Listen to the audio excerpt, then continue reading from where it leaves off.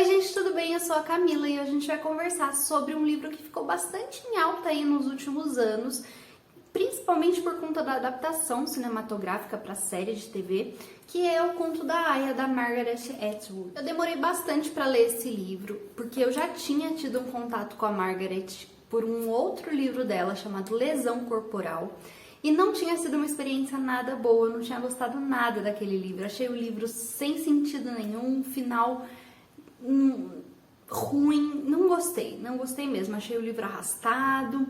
Então eu fiquei postergando para ler O Conto da Aia, porque por mais que tivesse muitas críticas positivas, eu tinha um pezinho atrás com a autora ainda. Mas ainda bem que eu dei uma outra chance para a autora, porque eu amei O Conto da Aia. Esse aqui, pelo contrário do outro, é completamente fluido, a leitura corre, você se apega aos personagens, é incrível o livro. Eu li ele em 2 dias, eu acho, mas eu não conseguia largar. Margaret Atwood é uma autora canadense que nasceu em 1939. O seu pai era entomologista, que é uma espécie de biólogo que se especializa em insetos. Por conta disso, ela passou boa parte da sua infância ali nas florestas do Quebec. E aí ela só foi frequentar a escola mesmo na 8ª série, porque antes disso eles viviam viajando muito. Nesse meio tempo, a Margaret ficou viciada em leitura, então ela lia muito, principalmente livros de mistério, história em quadrinhos. Aos 16 anos, a autora decidiu que queria ser uma escritora profissionalmente, e aí ela se graduou em 1961 na universidade em artes e inglês. E já na universidade ela publicou seus primeiros escritos, que tinham poemas, artigos. A Margaret se formou num período muito importante para a literatura canadense. Tinham muitos escritores novos surgindo, o movimento anti-guerra estava muito em alta, porque tinha acabado a Segunda Guerra fazia pouco tempo. Movimentos feministas estavam surgindo e ela veio fazendo então parte dessa nova onda de jovens. Contrapartida desses movimentos também a gente tinha os movimentos contrafeministas, né? Os movimentos principalmente fundamentalistas evangélicos, religiosos, que buscavam manter o papel da mulher, que era de ser esposa, mãe, dona de casa, aquela ideia de recuperar a moralidade e os valores fundamentais da família. O Conto da Aia é o livro mais consagrado da autora e ele foi lançado em 1985. E ele vai ali passear por todos esses temas. Essa é uma distopia feminista onde a autora vai partir de um versículo bíblico para poder contar essa história. Ela vai fazer uma grande crítica ao poder patriarcal e a utilização de poder e sexualidade como forma de opressão da mulher. Bom, e afinal, qual que é o enredo dessa história? O livro vai contar a história da Alfred, que como o título já diz, é uma aia. Então é ela que vai contar essa história pra gente. A história se passa em um futuro distópico, onde os Estados Unidos agora faz parte de um governo totalitário. E esse governo, ele é fundamentado em base de valores cristãos. Esse Estado único, então, tem o nome de Gilead. Quando esse governo foi imposto, a primeira coisa que eles fizeram ao derrubar a Constituição foi tirar todos os direitos da mulher.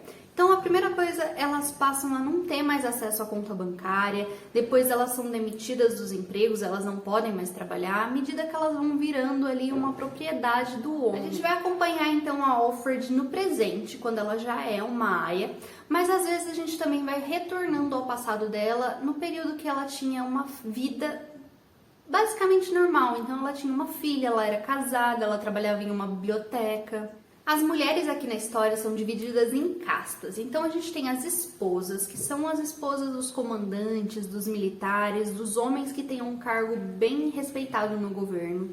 A gente tem as esposas dos maridos pobres, que são aquelas esposas que também são casadas com alguns homens ali que trabalham na sociedade, mas não necessariamente eles têm um cargo tão alto. A gente tem as Martas, que são as mulheres que cuidam da casa, fazem comida. A gente tem as Aias. As Aias, elas são mulheres só para procriar. Então, elas só servem para isso, só para gerar os filhos. E a gente tem as não mulheres, que são formadas por mulheres que se rebelaram contra o sistema, por mulheres homossexuais, que vão para uma parte da sociedade, então, que está com uma alta taxa de radiação. Houve uma espécie de guerra e grande parte do planeta foi tomado por uma alta taxa de radiação. Então, boa parte das pessoas ficou infértil. E as mulheres que ainda conseguem gerar filhos, as que ainda são férteis, são as aias. Então, elas vão para até um lugar para poderem ser chamadas, para poderem ser treinadas para virar uma aia. Nessa sociedade, teoricamente, o homem não é infértil, só as mulheres que têm esses problemas. Mas a gente vai ver ao longo da história que não é bem assim, que tem sim alguns homens que também são inférteis. Bom, e aí como que funciona toda essa sociedade? A gente tem esses casais ricos, que é ali a esposa e o comandante. E como eles não conseguem gerar filhos, porque a mulher não é fértil, eles têm direito a ter uma aia. Então, eles pegam uma aia para poder gerar os filhos do casal. E como que isso acontece? Isso é chamado de cerimônia. Como que funciona? Esse é um ritual horroroso no qual a esposa se deita, a aia deita entre as pernas da esposa e o homem a penetra. Ou seja, é um estupro. Estupro. As aias, elas são proibidas de gerar qualquer sentimento de atração nos homens, porque elas não servem para isso. A função delas é só procriar. Então, elas precisam utilizar uma roupa toda fechada, vermelha, e um adorno na cabeça, branco, no qual tem uma espécie de viseira que elas não conseguem olhar para o lado. E elas não podem se dirigir para ninguém, elas não podem dirigir o olhar para ninguém. Então elas engravidam do marido, geram essa criança, ficam na casa dessa família durante 9 meses. Quando a criança nasce, elas são despachadas para uma outra família. É basicamente isso que acontece com as aias. E quando elas não servem mais para serem mães, né, elas já passaram da idade de serem mães, elas são mandadas então para esse lugar que ficam as não mulheres. Essa questão das cores das roupas das mulheres é uma coisa bem interessante, porque cada casta diferente usa uma cor diferente. Então as esposas usam azul, as martas usam verde e as aias usam vermelho. Outro ponto importante também é que as aias só podem sair em duplas. Então, na verdade, elas só saem para fazer compras, ir ao mercado, enfim, e elas têm que ir acompanhadas por uma outra aia, de uma outra família. Então elas vão juntas até o mercado e depois elas retornam juntas para casa. Nessa sociedade também as mulheres são proibidas de ler e escrever. Em alguns momentos a única coisa que a mulher pode ler é a Bíblia. E não existe dinheiro. Então quando elas vão até o mercado, por exemplo, elas precisam levar uma fichinha que tem um desenho do que ela precisa. Então é uma ficha com um desenho de pão. Aí ela vai lá e pega um pão. Porque assim elas não têm contato com palavras.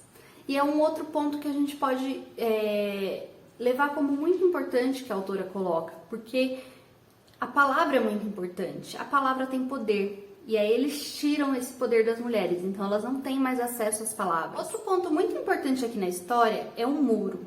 Existe um muro nessa cidade que eles penduram as pessoas que se rebelam contra o sistema, então essas pessoas são executadas.